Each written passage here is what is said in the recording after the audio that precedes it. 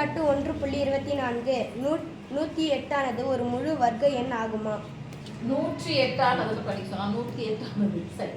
108 ஒரு முழு வர்க்க எண் ஆகுமா? ஓகேவா? எந்த வகுத்தல் முறையில் போட போறோம்? போலாமா? முடிந்தால என்ன? 1 2 அடங்காது. 2 10